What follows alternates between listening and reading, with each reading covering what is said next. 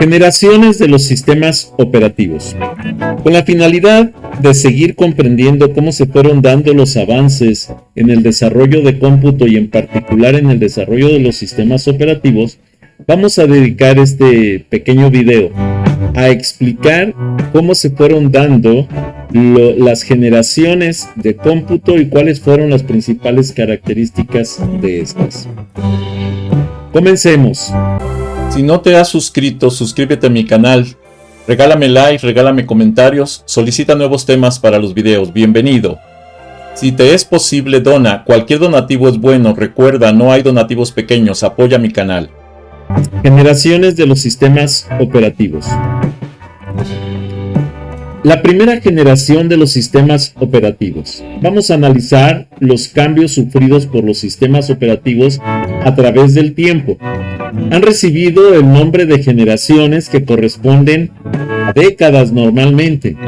Por ejemplo, en 1940, las computadoras electrónicas digitales más nuevas no tenían sistema operativo porque no tenían tanta necesidad de desarrollarlos, ya que los programas utilizados manejaban un bit a la vez en columnas de switch mecánicos, o sea, lo que tenían eran switch que se podían encender o apagar, y a través del encendido y apagado de switch era que llevaban a cabo los diferentes procesos de cómputo que tenían que hacer. Los programas de lenguaje máquina manejaban tarjetas perforadas. Probablemente a ustedes ya no les tocó conocer esto, pero son tarjetitas en donde tenían columnas enumeradas con letras y números, y tú tenías que ir perforando cada una de ellas para darle indicaciones a la computadora de qué es lo que tenía que hacer, qué era, vamos a decir, el código correspondiente. Todas las instrucciones eran codificadas a mano. Los laboratorios de investigación de la General Motors implementaron el primer sistema operativo en la década de los 50 que corrían una tarea a la vez, y esto suavizó la transición entre las tareas para obtener máxima utilización de los sistemas de las computadoras. Fueron diseñados para hacer más fluida la transacción entre los trabajos, o sea, entraba un trabajo, terminaba y casi de inmediato entraba el otro, o sea, casi no había espacio entre un trabajo y otro para poder aprovechar precisamente los recursos de cómputo. Entre los sistemas operativos de primera generación, la arquitectura era un conjunto de instrucciones, organización de memoria, entrada y salida y estructura de bus de la mayoría de las computadoras a nivel de lenguaje de máquina. ¿Sí? Trabajaban con lenguaje de máquina. Pues obviamente era primitiva y compleja de programar, en especial para la entrada y salida de datos. Para hacer esto, este punto más concreto, vamos a considerar la forma en que se llevaba a cabo la entrada y la salida de disco flexible mediante los dispositivos controladores, device controllers, compatibles con NEC PD765, que era, vamos a decir, las computadoras más compatibles en aquella época, que se utilizan en la mayoría de las computadoras personales basadas en Intel, por ejemplo. Continuando con la primera generación, el concepto de un sistema operativo cuya función principal es proporcionar abstracciones a los programas de aplicaciones responde a una perspectiva de arriba hacia abajo, o sea, era una forma de programación descendente, jerárquica, que iba de la parte superior a la parte inferior de la programación. Se conocía como top-bottom. Las computadoras modernas constan de procesadores, memorias, temporizadores, discos, ratones, interfaces de red, ¿sí? Impresoras y una amplia variedad de otros dispositivos, ¿sí? Lo que le llamamos los periféricos.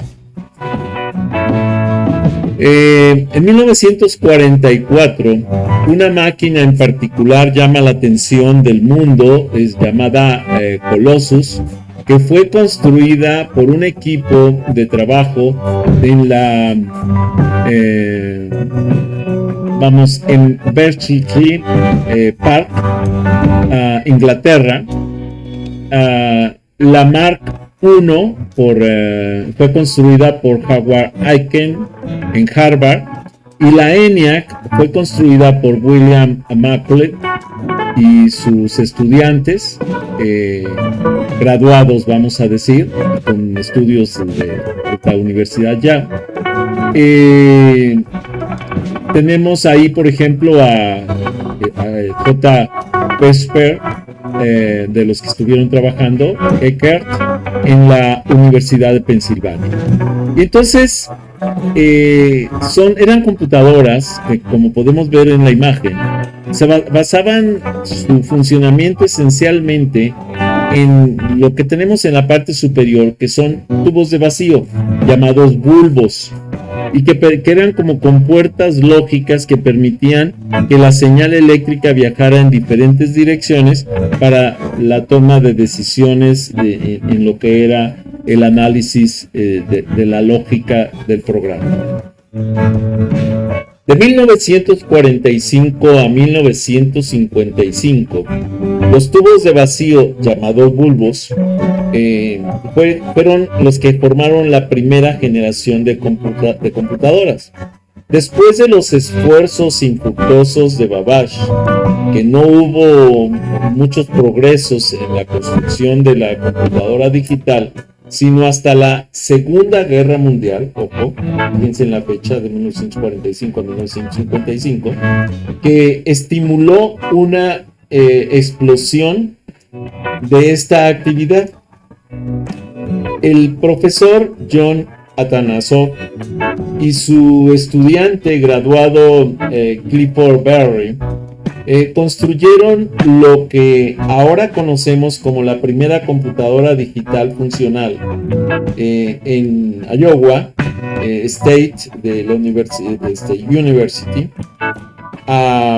que utilizaba alrededor de 300, exactamente 300 bulbos de vacío. Era su circuito electrónico que tenía. En 1944 la máquina Colossus, que fue construida, decíamos, por el equipo de trabajo en Bletchley Park, Inglaterra, y luego la Mark por Howard Aiken, que ya lo habíamos comentado, luego la ENIAC por William Macaulay y sus estudiantes, ¿sí? Estudiantes ya graduados, y también la Vesper Eckert de la Universidad de Pensilvania. Algunas fueron binarias, algunas de estas computadoras fueron binarias, otras utilizaron bulbos que no funcionaban directamente como binarias porque dependía del número de salidas que tuviera el tubo, de tal manera que podía trabajar 0, 1, 2, 3, 4, 5 o 6, etc. Eran programables, pero todas eran muy primitivas y tardaban segundos en realizar incluso hasta el cálculo más simple. A principios de la década de 1950, la rutina había mejorado un poco la introducción de las tarjetas perforadas. Entonces fue posible escribir programas en tarjetas y leerlas en vez de usar tableros de conexión. Y aparte de esto, el procedimiento era exactamente el mismo. O sea, lo que teclearas en la consola era lo que podías meter en las tarjetas perforadas. Entonces no había mucho avance en eso. Era la misma información, pero era mucho más rápido cuando lo hacías en tarjetas porque la información se vaciaba directamente en las tarjetas. Entonces tú lo que hacías era agarrar un cerro de tarjetas y meterlo a un lector de tarjetas para que las tarjetas desarrollara o corriera el proceso. La segunda generación, que fue una generación de 1955 a 1965, por eso se dice que las generaciones de computadoras fueron desarrollándose por décadas aproximadamente.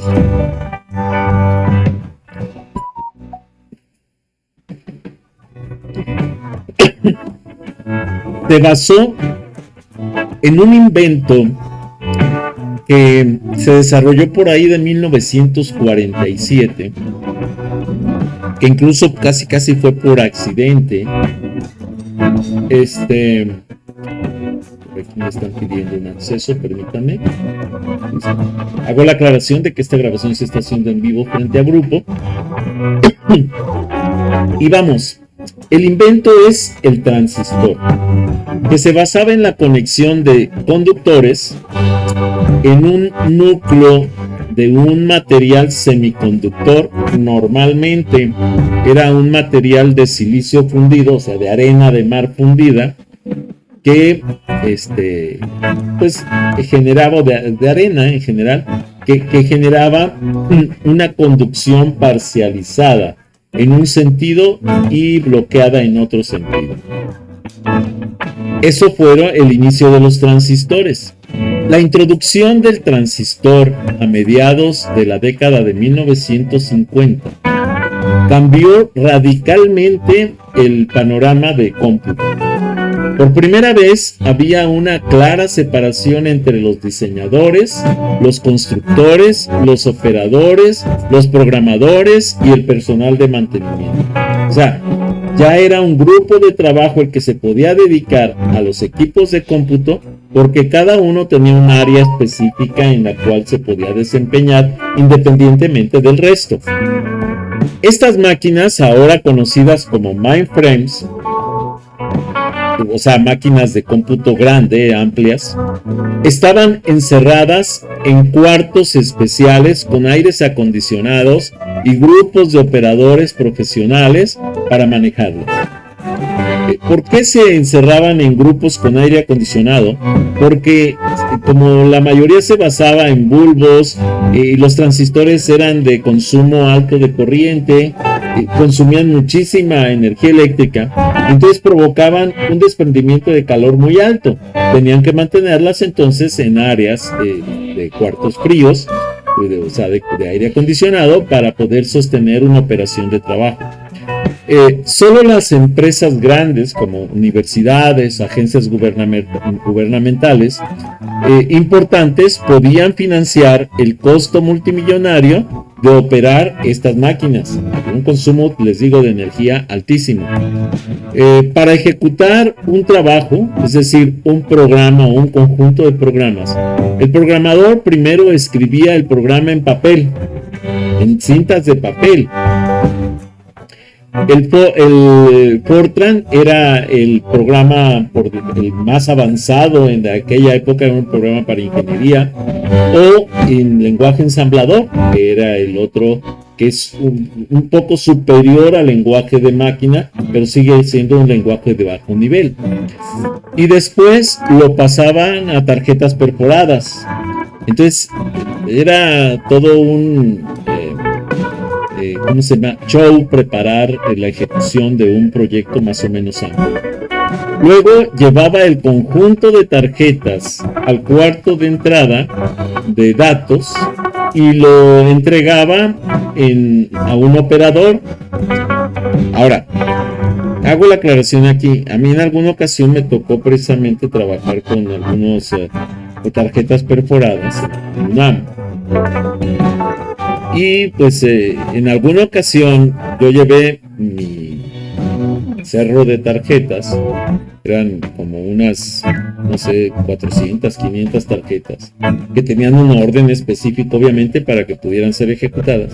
Y de pronto por accidente se les cae ese cerro de tarjetas, entonces tuve que recoger esas tarjetas, reparar las dañadas o cambiarlas y además darles el orden manualmente para volverlas a entregar para su ejecución. Entonces imagínense el trabajo que representaba esas estructuras.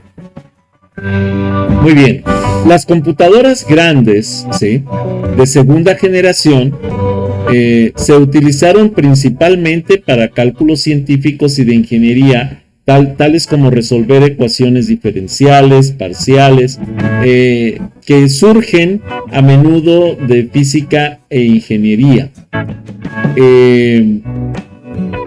En gran parte se programaron en Fortran, que era, les decía, el lenguaje, primordial para los ingenieros, y lenguaje ensamblador.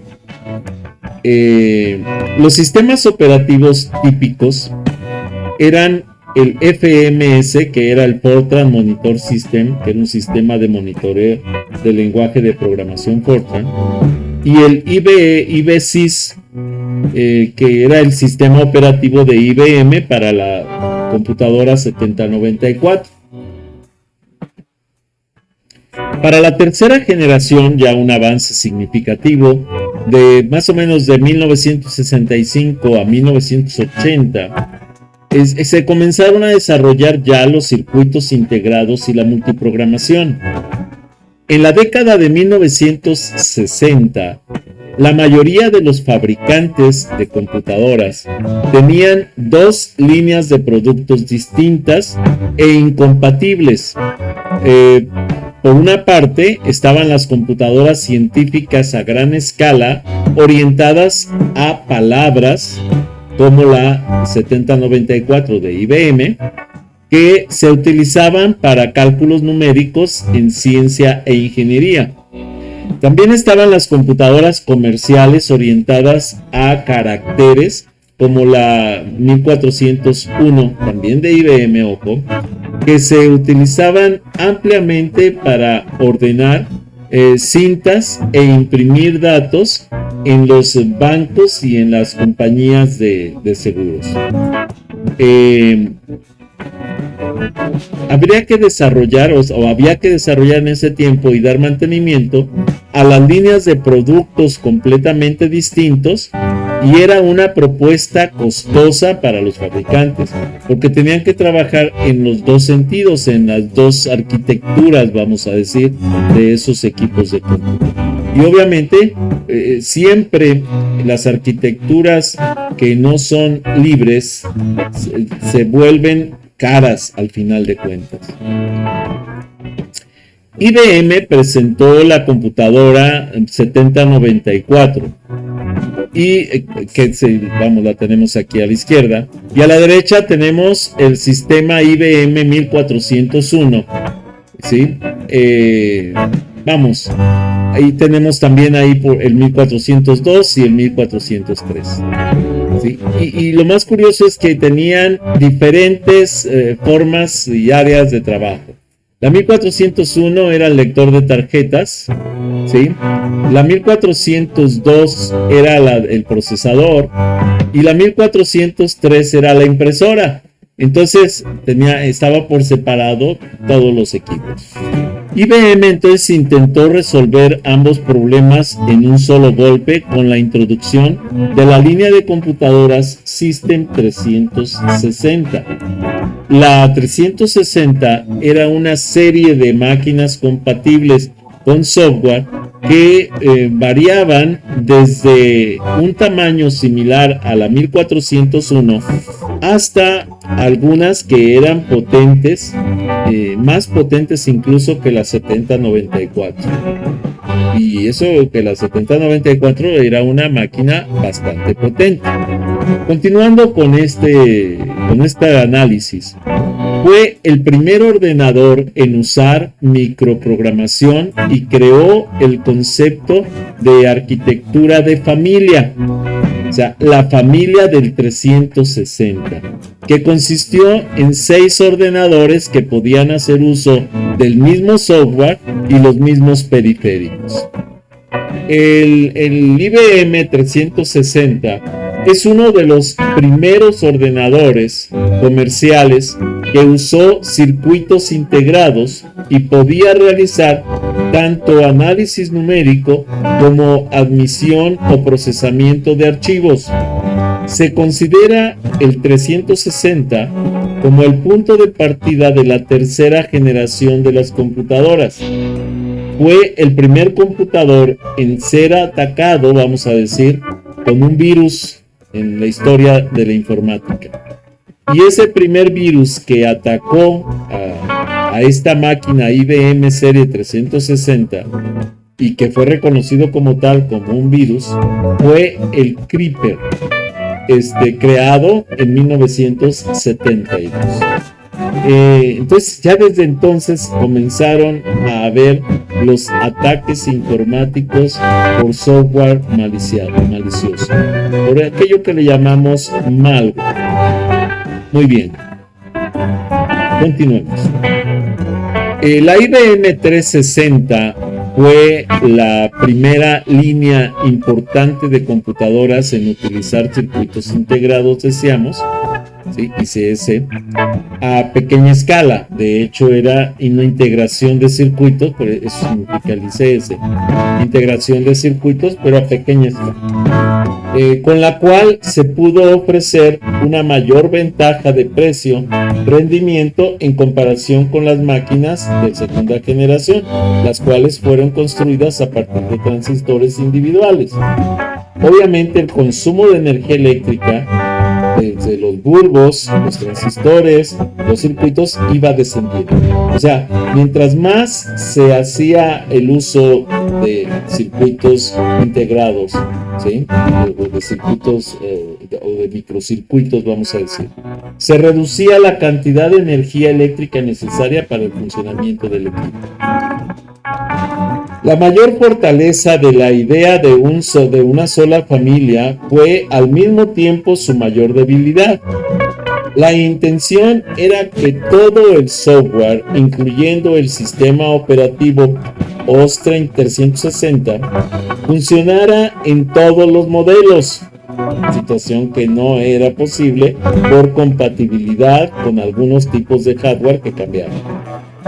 Debía ejecutarse en los sistemas pequeños que por lo general solo reemplazaban algunas partes, componentes, ¿sí? Pero también querían que funcionara en los sistemas grandes. Entonces era muy complicado programar en ese tiempo para IBM porque estaba exigiendo muchísimas detalles.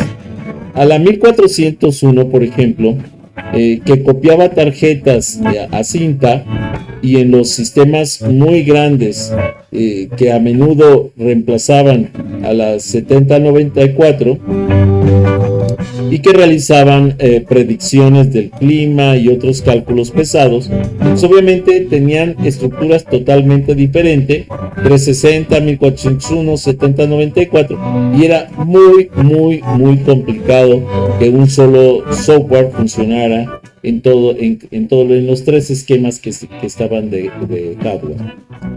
No había forma en que IBM o cualquier otro pudiera escribir una pieza de software que cumpliera con todos los requerimientos en conflicto. El resultado fue un enorme y extraordinario complejo sistema operativo, tal vez de 2 o 3 órdenes de magnitud más grande que cualquier otro sistema, que pudiera trabajarse modularmente. Consistía en millones de líneas de lenguaje ensamblador escrito por miles de programadores con miles de errores, los cuales requerían un flujo continuo de nuevas versiones en un intento precisamente por corregir esos errores. Cada nueva versión corregía algunos errores e introducía otros, por lo que probablemente el número de errores permanecía constante en el tiempo y era casi imposible erradicar o al menos disminuir significativamente los errores. A pesar de su enorme tamaño y sus problemas, el OS 360 y los sistemas operativos similares de tercera generación, producidos por otros fabricantes de computadoras, en realidad dejaban razonablemente satisfechos a la mayoría de los clientes. También popularizaron varias técnicas clave ausentes en los sistemas operativos de la segunda generación. Quizás la más importante de esas fue la multiprogramación, o sea, el hecho de poder ejecutar múltiples programas al mismo tiempo. La solución que surgió fue particionar más bien la memoria en varias piezas, con un trabajo distinto en cada partición, como lo podemos ver aquí en el dibujito, que la memoria se partía en pedacitos donde se cargaba el sistema, donde se ejecutaba el trabajo 1, donde se ejecutaba el trabajo 2, donde se ejecutaba el trabajo 3. Entonces tenía particiones la memoria. Mientras que un trabajo esperaba que se completara una operación de entrada y salida, otro podía estar usando el CPU. Si pudieran contenerse suficientes trabajos en memoria principal al mismo tiempo, la CPU podría estar ocupada casi al 100% del tiempo, porque el problema era que como se tenían que estar cargando y descargando datos y procesos, entonces el procesador se la pasaba de pronto descansando mientras se cargaban esos datos, y entonces la eficiencia del uso del procesador se reducía muchísimo. Para tener varios trabajos de forma segura en memoria a la vez, se requería hardware especial para proteger cada trabajo y evitar que los otros que los otros trabajos estuvieran molestando o entrometiéndose con un procesamiento, porque pues obviamente iban a provocar que el proceso no se llevara a cabo de una manera correcta. En el 360 y los demás sistemas de tercera generación estaban equipados con ese hardware para el control precisamente de la multiprogramación. Aunque los sistemas operativos de tercera generación eran apropiados para los cálculos científicos extensos y las ejecuciones de procesamiento de datos comerciales masivos, seguían siendo en esencia sistemas de procesamiento por lotes. O sea, se agarraban fracciones de código y eran las que se iban ejecutando en secuencia. Terminaban esas, se tomaba otro lote de instrucciones y se ejecutaban en secuencia, y así sucesivamente. Muchos programadores añoraban los días de la primera generación en los que tenían toda la máquina para ellos durante unas cuantas horas, por lo que podían depurar sus programas con rapidez.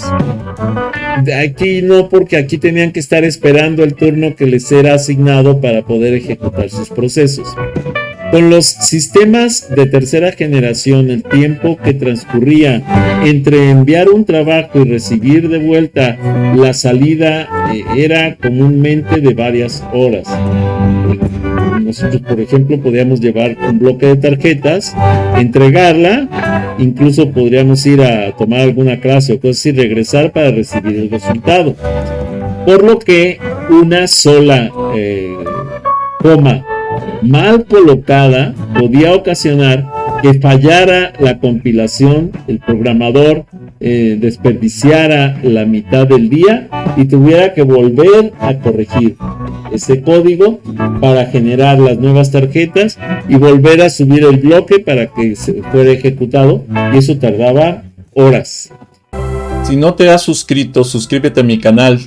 Regálame like, regálame comentarios, solicita nuevos temas para los videos. Bienvenido. Si te es posible, dona. Cualquier donativo es bueno. Recuerda, no hay donativos pequeños. Apoya mi canal.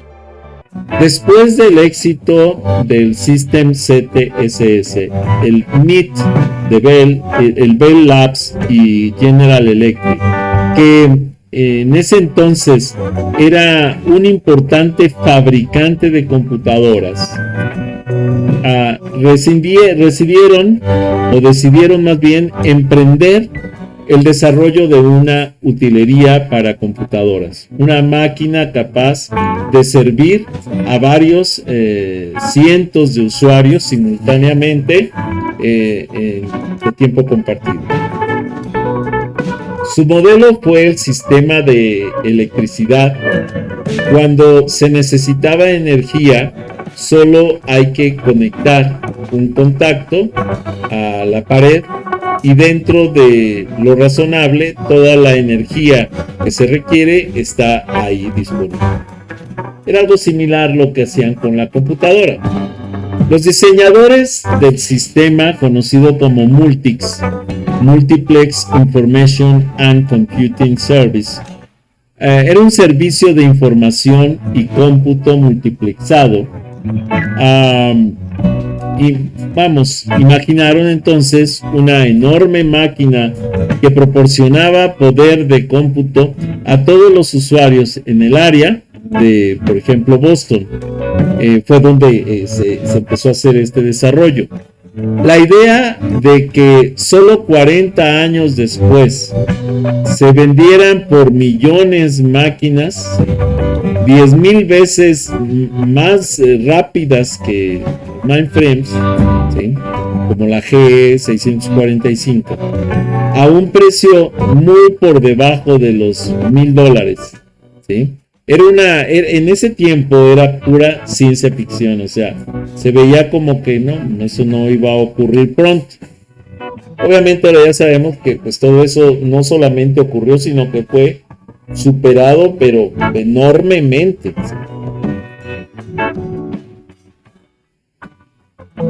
Después del éxito del sistema CTS y MID, entonces,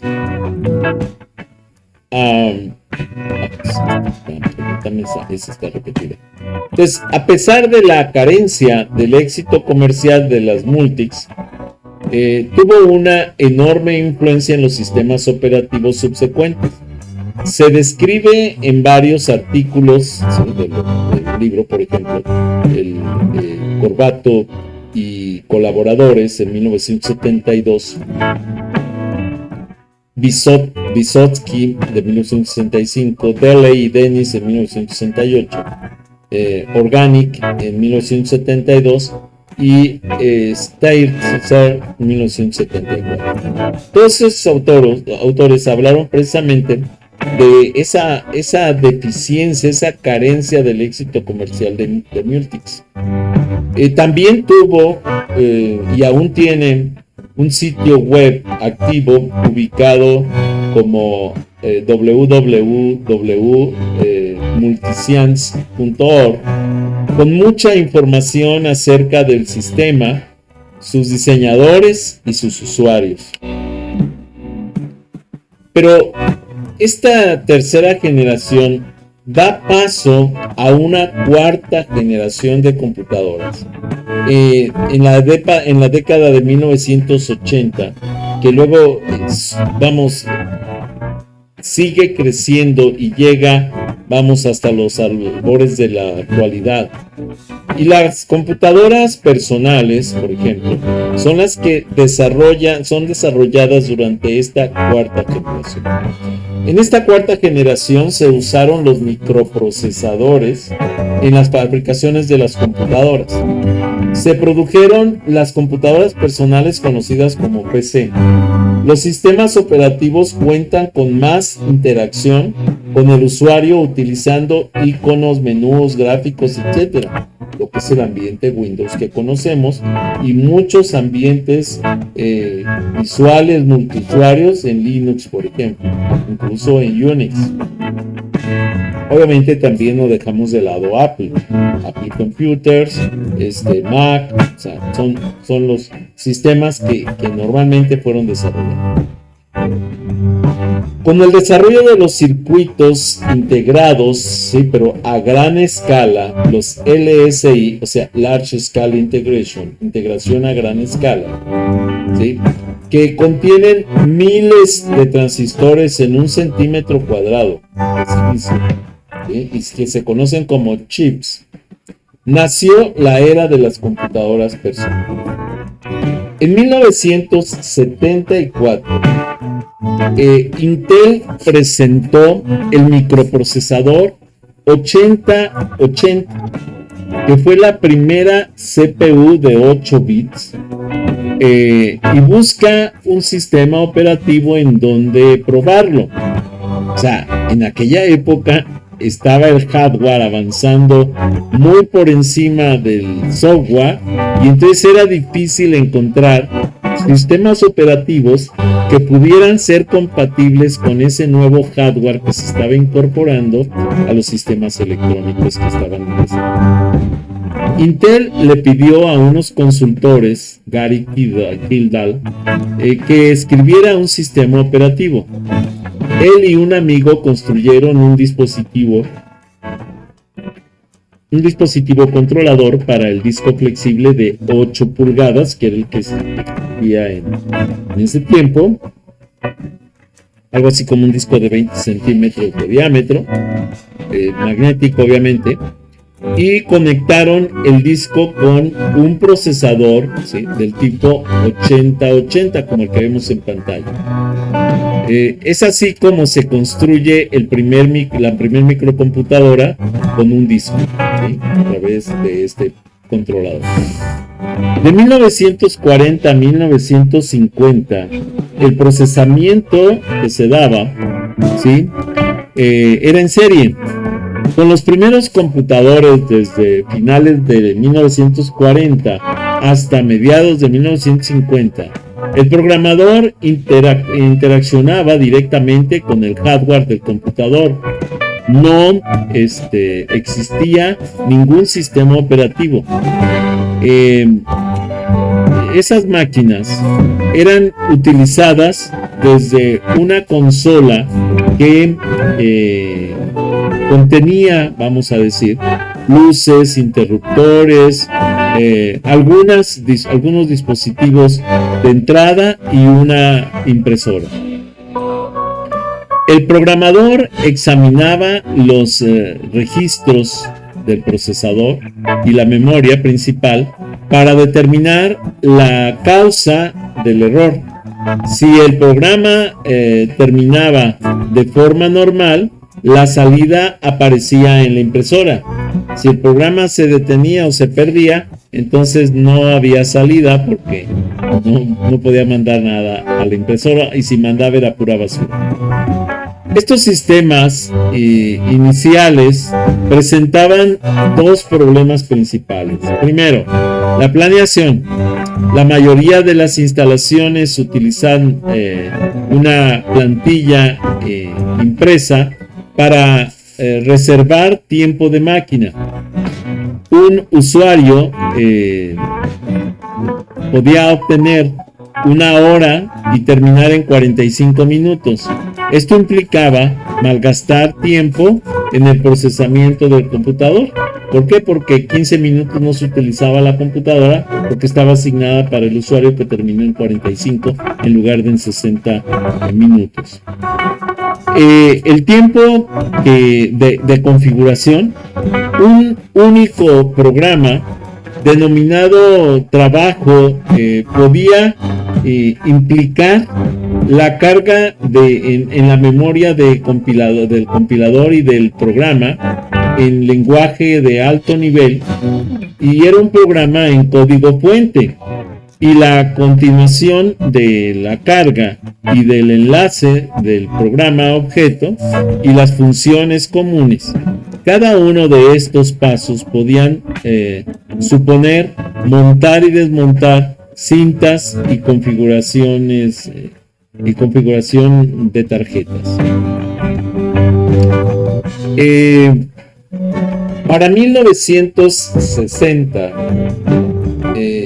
los sistemas en los lotes sencillos.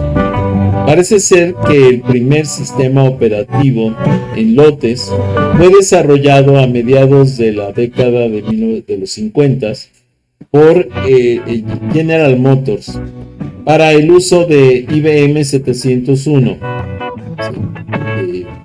Obviamente tenía ciertas estructuras que la hacían compleja. El concepto fue subsecuentemente refinado e implementado para la IBM 704 por un número de clientes más o menos importantes de IBM. A principios de los años 60, un número de vendedores había desarrollado sistemas operativos en lote para su sistema de computación IBM SIS. IBSys. El sistema operativo de IBM para los computadores 70920, 92, 7094 es parcialmente notable por su influencia en otros sistemas operativos. Bien, para 1974, Kildall escribió después el sistema operativo conocido como CP-M, Control Program, ¿sí? For microcomputers para la CPU. ¿Sí? Eso es lo que significaba esas siglas tan raras, CP-M. Intel no apostó mucho a las microcomputadoras, así que Kildall pidió los derechos para la CP-M. Después Kildall forma la compañía llamada Digital Research para desarrollar y vender el CP-M.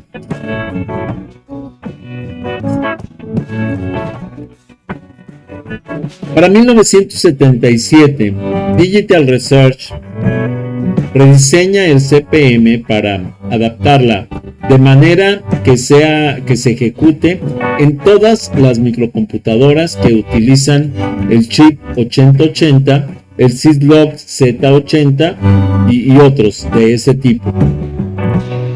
Entonces se empiezan a generar sistemas operativos, pero ya más bien en base al hardware que poseen los equipos, ya no tanto de manera general, porque se dieron cuenta que de manera general en realidad era muy difícil que funcionara en varios modelos. Entonces intentaron especificar los desarrollos para los modelos, vamos a decir, que estaban escritos, como en este caso el 8080. Se escribieron muchos programas y aplicaciones para la CP-M, lo que permite dominar por completo el mundo de la microcomputación durante unos 5 años en esa carrera de las generaciones de la computadora.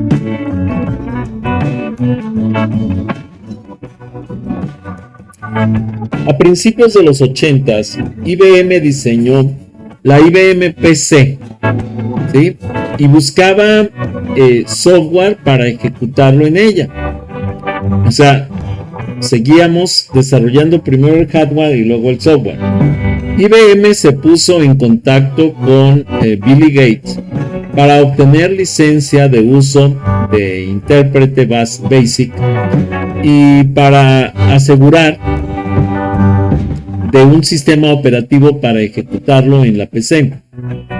Después de trabajar y reunirse con los líderes en cuanto a sistemas operativos, Digital Research, Kildall, se rehusó a reunirse con ellos. Aquí hubo un regreso de Billy Gates para ver si podían proveerlos con un sistema operativo. Entonces empieza a comercializar Billy Gates su sistema operativo en esas computadoras. Para 1981 surge un sistema operativo conocido como Q2, que es un sistema operativo hecho por Seattle Computer Products y estaba basado en los procesadores de Intel 8086. Era era un sistema de 16 bits a base de comandos desarrollado en CP/M. Luego fue comercializado bajo el nombre de 86DOS. Microsoft compra la licencia de SQ2 precisamente, no exclusiva para el 86DOS de Seattle Computer Products, para producir un sistema operativo que cumpliera las funciones de IBM PC, que en ese entonces seguía utilizando CP/M. Como sus sistemas operativos surgiendo así con MS2, la primera versión del MS2 fue conocida como con el nombre PC2, aunque MS2 y PC2 fueron desarrollados por IBM y Microsoft. Al mismo tiempo, estos se separaron con el tiempo y entonces cada quien se quedó con una línea de producción de sistemas operativos. Ya sabemos quién ganó la carrera, ¿verdad? Bill Gates, o sea, Microsoft. En 1984, después del lanzamiento de la computadora IBM, surge la Mac OS, desarrollado por Apple para computadoras Macintosh. Fue el segundo intento de trabajos de Jobs, y la Apple Macintosh fue un enorme éxito, no solo debido a que era mucho más económica que Lisa. Lisa fue uno de los fracasos de Microsoft, digo de Apple, porque era muy cara, sino también porque era amigable para el usuario. Para 1992, el proyecto GNU, iniciado en 1983, finalmente concluye este año desarrollando un sistema operativo conocido como un sistema operativo Unix completo y compuesto por software libre que más adelante termina siendo llamado incluso Linux. Unix es más fuerte en los servidores, tanto en redes como empresariales, pero también está cada vez más presente en las computadoras de escritorio, en especial en los países que se desarrollan con rapidez, como la India y como China. Para 1993,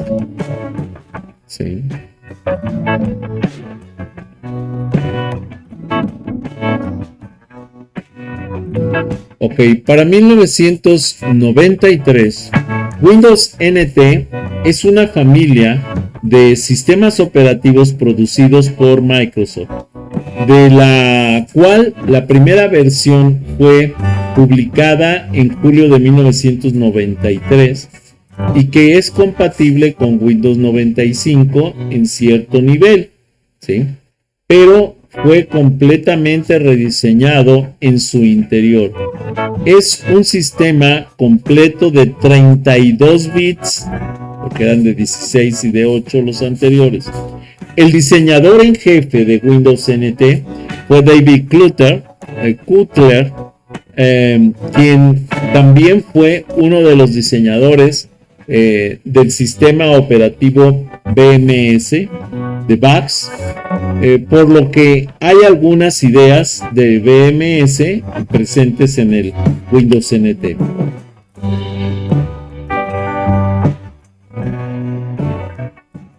De 1985 a 1995, Windows fue un entorno gráfico encima de MS-2, o sea, no era un ambiente gráfico nativo.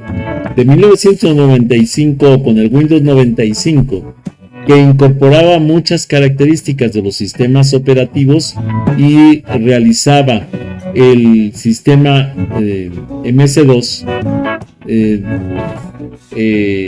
subyacente solo para iniciar a ejecutar programas de MS-2 antiguos. Windows NT, ¿sí? NT significa nueva tecnología, no es network, que quede claro, en esa época era nueva tecnología, que es compatible con Windows 95 en cierto nivel, pero fue completamente rediseñado en su interior. Es un sistema completo de 32 bits, PMS de VAX, Windows NT 4, etc. En 1998, Windows 98 aún contenían una gran cantidad de lenguaje ensamblador para los procesadores Intel de 16 bits. La versión 5 de Windows NT cambió su nombre por Windows 2000 a principios de 1999. Lo que era el Windows 2000, ¿sí? Y el Windows 98, conocida como Windows ME en aquella época, que fue un Windows que tendió al fracaso, no tenía la robustez del 98. En el 2001, Windows 2000, conocida como Windows XP, y 2007 que se lanza el Windows Vista, que después se lanza precisamente ¿cómo se llama? El Windows 7, el Windows 8, 8.1, 10 y 11. Y obviamente cada uno de estos con diferentes familias, con diferentes formas de trabajo, de home, de trabajos profesionales, etc. Si no te has suscrito, suscríbete a mi canal, regálame like, regálame comentarios, solicita nuevos temas para los videos, bienvenido. Si te es posible, dona, cualquier donativo es bueno, recuerda, no hay donativos pequeños, apoya mi canal.